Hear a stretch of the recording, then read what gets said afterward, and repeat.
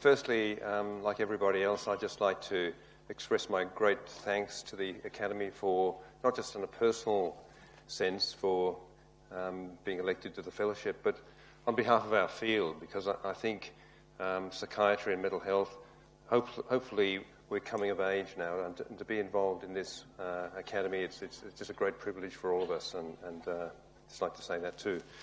And it's great to see an Irish poet here, speaking as someone who was born in Dublin. So, just to set the scene, I'm sure everyone in this room can relate to mental illness and mental ill health in some shape or form, either personally or in their own families.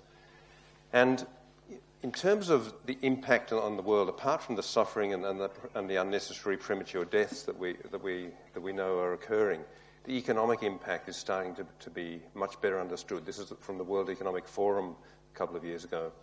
And it shows that the economic impact of mental illness is up there with cardiovascular disease, and it's twice as impactful as cancers. And so it really is a kind of a great oversight by society, the neglect of the health care of the mentally ill, which has been a really serious problem. So I just want to say that to set the scene about what I'm going to talk about. There's a huge paradox in Australia in recent years because we've had tremendous improvement in awareness. People are much freer in talking about mental ill health and mental illness than they were, particularly the nicer forms like anxiety and depression. Perhaps the more complex forms are still a bit of a challenge for people. But nevertheless, we're not seeing any shift in the curve of mortality or morbidity. Suicide's actually increasing. There was an event up at Parliament House today. John Mendoza and Ian Hickey and Jane Burns were leading advocacy to try to get the government to invest in regional suicide prevention programs.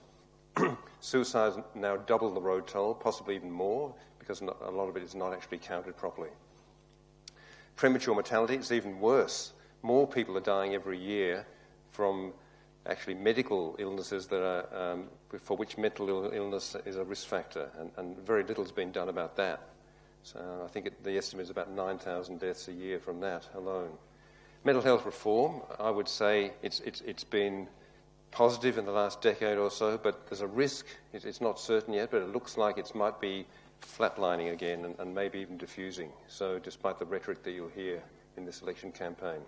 So, and one statistic that jumps out is that 16% of people with common mental disorders like anxiety and depression, only 16% of them receive evidence-based care, despite all the work of Beyond Blue and better access and all these other reforms. So if that was happening in breast cancer, only 16% of the patients receiving evidence-based care, that would not be acceptable, I don't think, to Australian society. So we really have to, I think, grasp this issue. So obviously, we need to know what to do. So my starting point, going back 25 years, was seeing the consequences that are really portrayed on this slide, that we were coming on the scene with young people with serious mental illnesses, psychotic illnesses like schizophrenia, and they would have been seriously ill for a year or two before we actually even got the chance to begin treating them.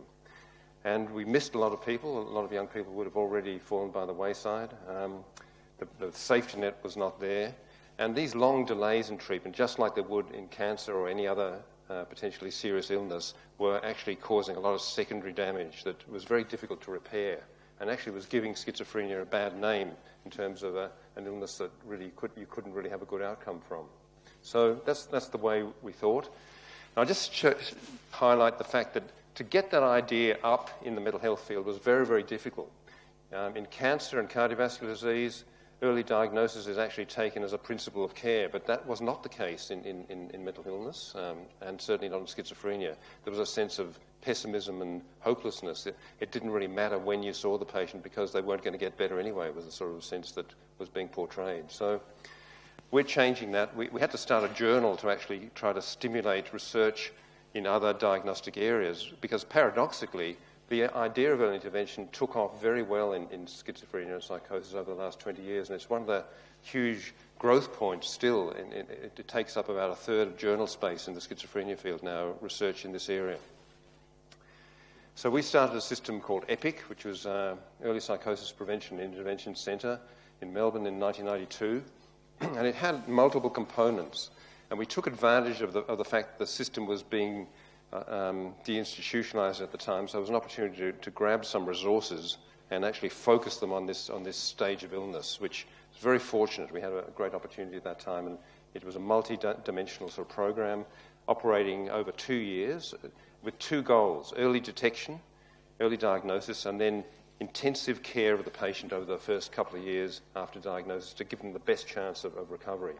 As it turned out, 2 years was too short for a significant percentage of patients, but that idea really took off in a very strong way around the world, so much so that hundreds of centres now in the Northern Hemisphere in particular are built around this idea, and this is a systematic review recently of the effectiveness of these programs. They do actually change the early course, but the problem is if patients are discharged too early from these programs, some of these patients actually lose the gain, so there's still more work to do. A very important thing happened last year in the US. They finally got around to doing a replication of these studies in the US, and it showed much better outcomes for these more systematic, comprehensive programs, and particularly if the patients had what's called a short DUP, a short duration of untreated psychosis.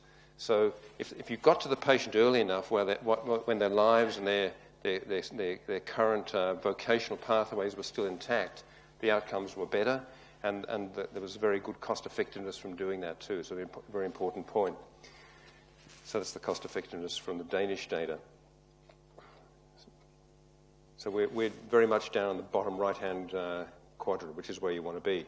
The UK rolled this out in the 2000s in a very systematic way, and a number of other countries have too. We in Australia took longer to do that. We began to do it over the last 2 or 3 years, but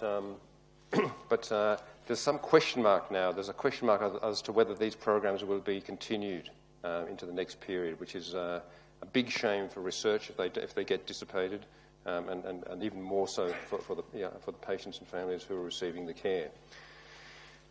Going beyond the first episode of schizophrenia or psychosis, we identified what's called the prodromal phase around the same time, about 20 years ago, and actually operationalized criteria to recognize this phase of clinical high risk, it was called. So the analogy from other parts of medicine would be transient ischemic attacks for stroke, so warning signs of something more serious to come. So it's the precursor syndrome, if you want to say.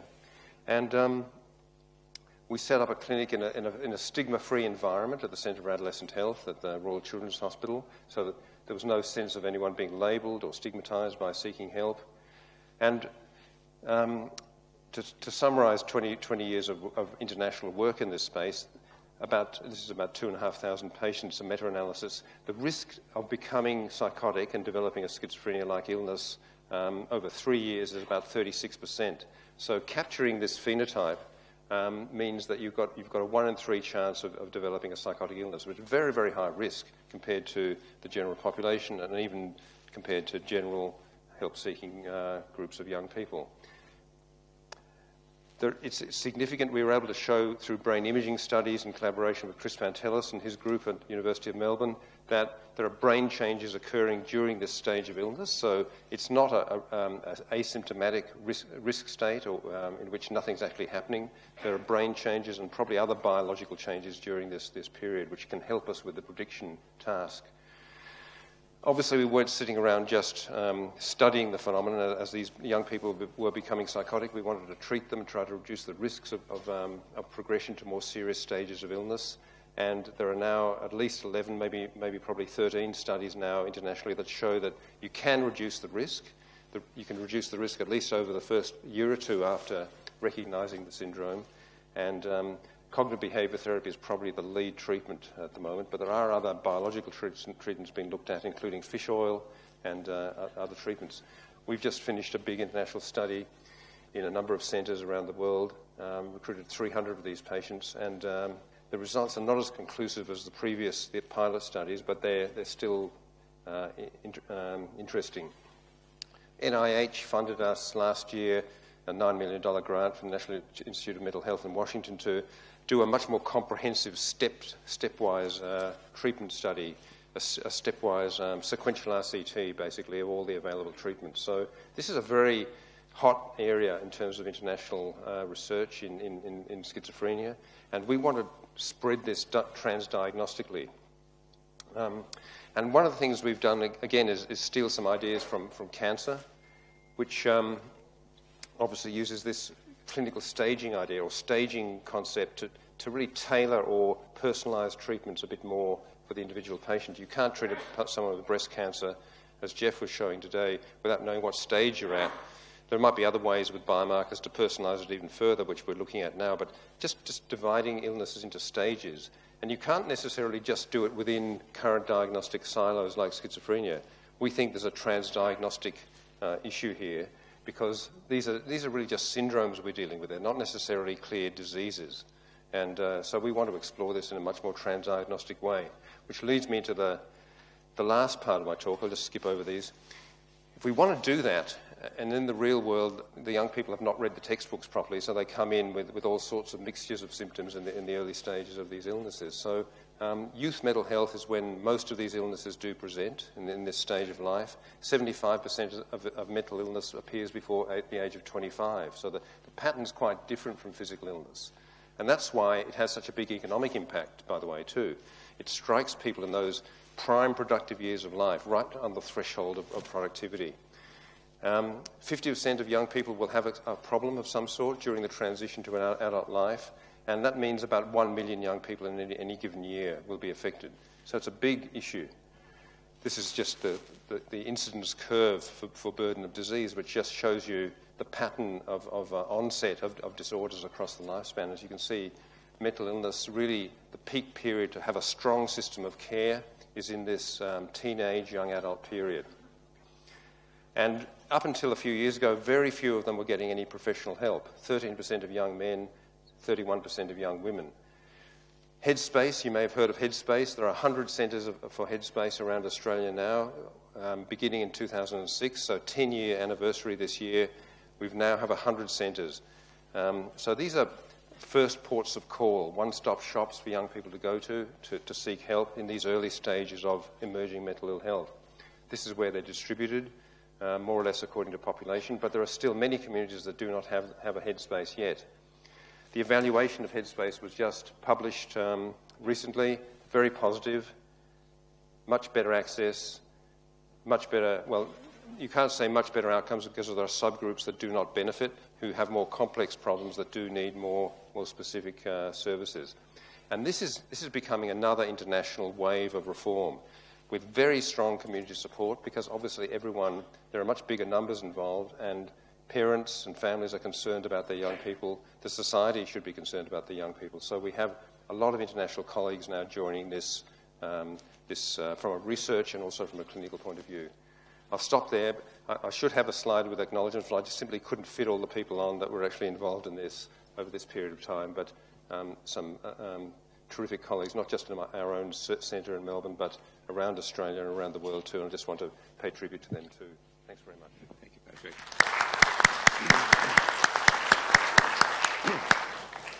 Any questions for Patrick? Mike? Microphone.